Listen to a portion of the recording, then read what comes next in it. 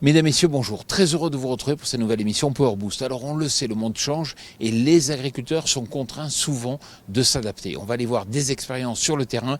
Top départ pour cette nouvelle émission Power Boost.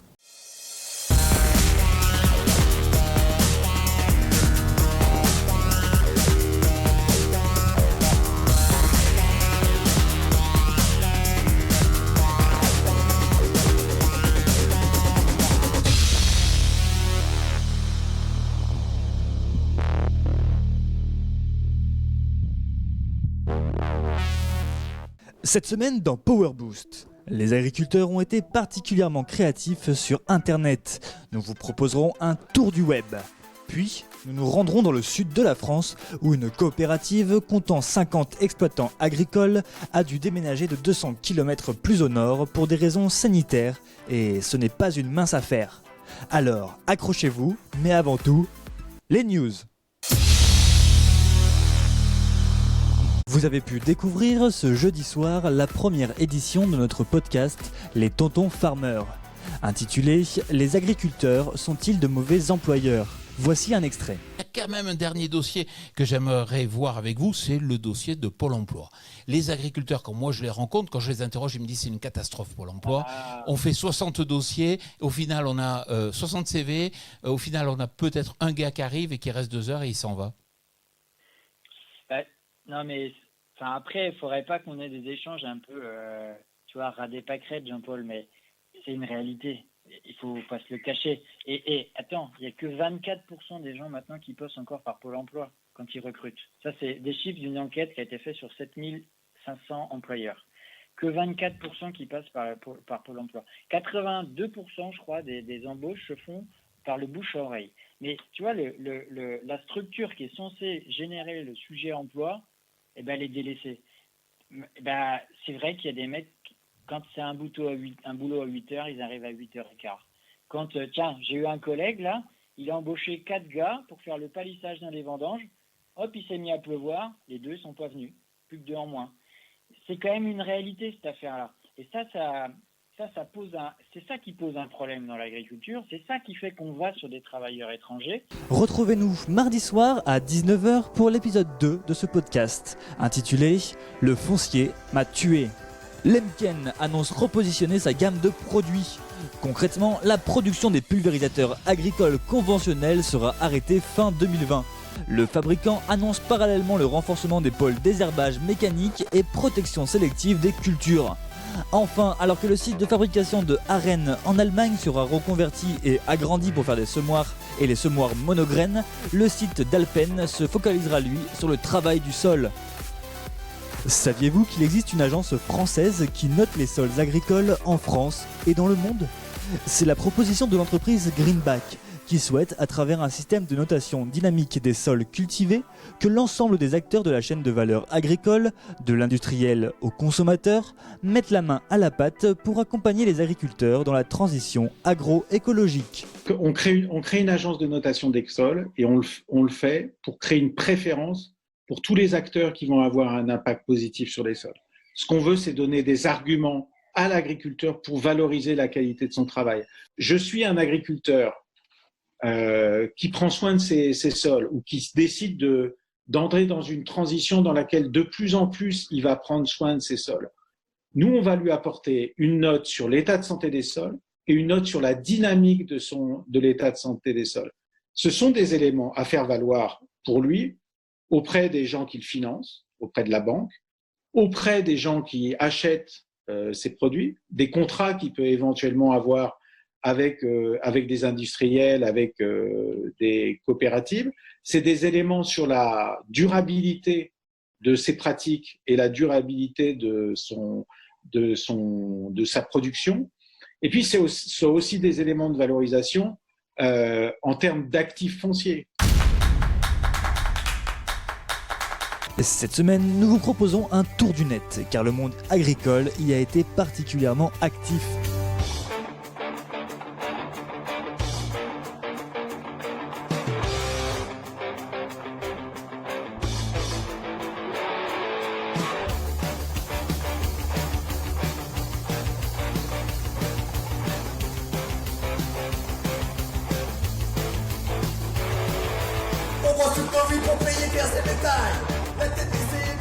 pour le travail. On voit scanner en haut dans nos choix, nos étapes. Les gens ne connaissent pas, faut faire un bon départ. On voudrait bien le dire, expliquer le métier. Impossible de parler sans être des diable. On serait bien plus heureux avec moins d'injustice. Et vous nous délivrez sans cesse avec du vice. Anti-farmer, tu perds ton sang-froid. On pense à toutes les années et les familles.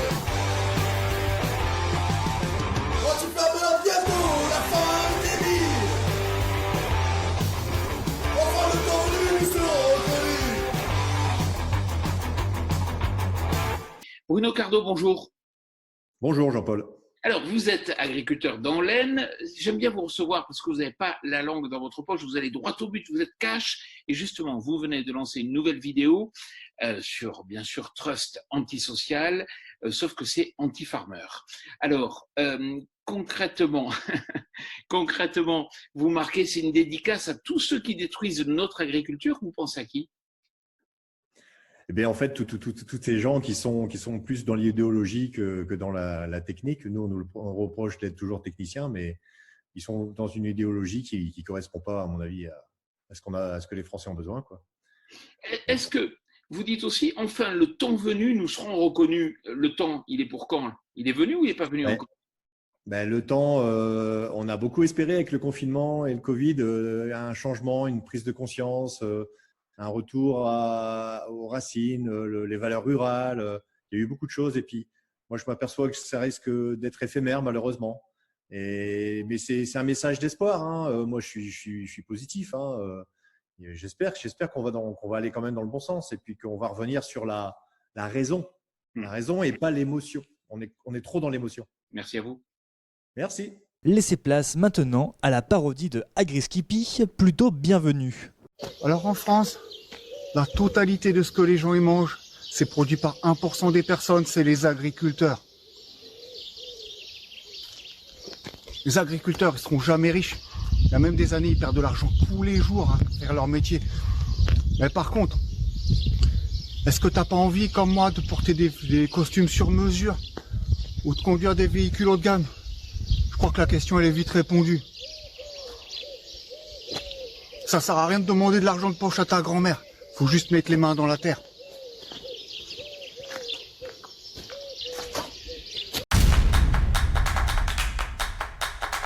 Pour commencer, je vous emmène à la rencontre de Jean-François Notte. Vous allez voir, cet arboriculteur a été contraint d'exploiter bien plus au nord. Jean-François Notte, bonjour. Bonjour. Alors au début, votre coopérative, elle était dans les Pyrénées-Orientales. Tout à fait, nous sommes une coopérative arboricole et maraîchère dans les Pyrénées-Orientales, dans la vallée de la Tête, au pied du Canigou. À la base, c'est un problème d'une maladie des arbres qui vous a amené à faire 200 km plus au nord pour aller trouver une nouvelle exploitation.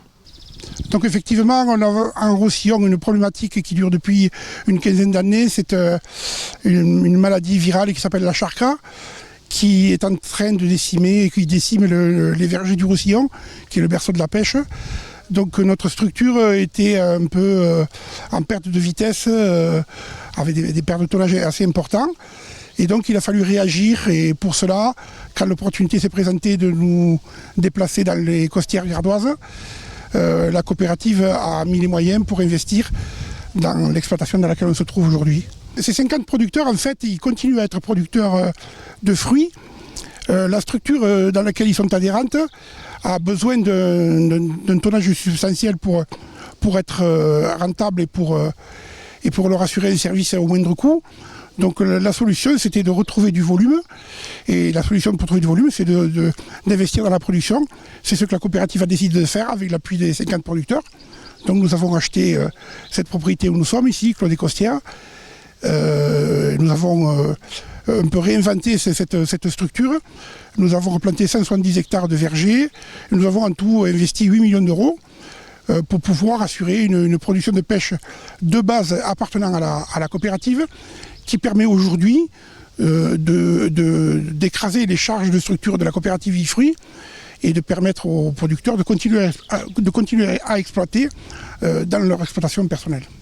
Mais dans le fond, est-ce que c'est pas une chance de repartir comme ça d'une feuille blanche? Tout à fait, on est arrivé sur cette exploitation, c'était en fait du foncier.